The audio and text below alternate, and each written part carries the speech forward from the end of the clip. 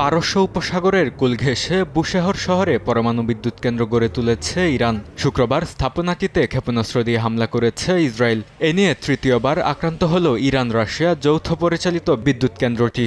যদিও বিদ্যুৎ অবকাঠামোতে ৬ এপ্রিল পর্যন্ত হামলা না করার কথা জানিয়েছিলেন মার্কিন প্রেসিডেন্ট ডোনাল্ড ট্রাম্প। ইস্পাহানে আক্রান্ত হয়েছে দুটি ইস্পাত কারখানা।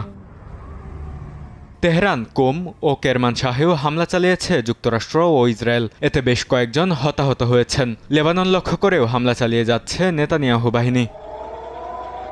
পারমাণবিক স্থাপনায় হামলার জবাবে মধ্যপ্রাচ্যে যুক্তরাষ্ট্র ও ইসরায়েলের মালিকানাধীন শিল্প প্রতিষ্ঠানের কর্মীদের দ্রুত কর্মস্থল ছেড়ে যেতে সতর্কতা জারি করেছে ইরানের বিপ্লবী গার্ড বাহিনী। পরমাণু স্থাপনায় হামলার নিন্দা জানিয়ে ইরানের পররাষ্ট্রমন্ত্রী আব্বাস আরাকচি বলেন, এসব অপরাধের জন্য ইসরায়েলকে চড়া মূল্য দিতে হবে। এরই মধ্যে তেল আবিব ও পশ্চিম তীর লক্ষ্য করে ক্ষেপণাস্ত্র ছুড়েছে তেহরান। ইসরায়েলি সংবাদ মাধ্যম জানায়, ইরানি মিসাইলের খণ্ডাংশ তেল আবিবে অন্তত ১১টি স্থানে ছড়িয়ে পড়েছে।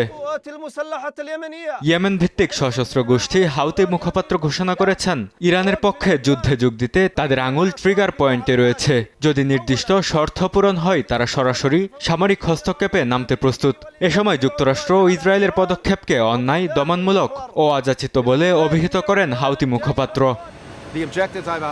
ইরান যুদ্ধ কয়েক সপ্তাহের মধ্যে শেষ হবে বলে মন্তব্য করেছেন মার্কিন পররাষ্ট্রমন্ত্রী মার্কো রুবিও। বলেন, স্থলবাহিনী ছাড়াই লক্ষ্যে পৌঁছাতে পারবে যুক্তরাষ্ট্র। অন্যদিকে যুদ্ধ বন্ধে ইরানের সঙ্গে বৈঠকের বিষয়ে আশাবাদী মার্কিন প্রেসিডেন্টের বিশেষ দূত স্টিভ উইটকফ। চলতি সপ্তাহেই বৈঠক হতে পারে বলে ইঙ্গিত দিয়েছেন তিনি। বরকতুল্লাহ, সময় সংবাদ।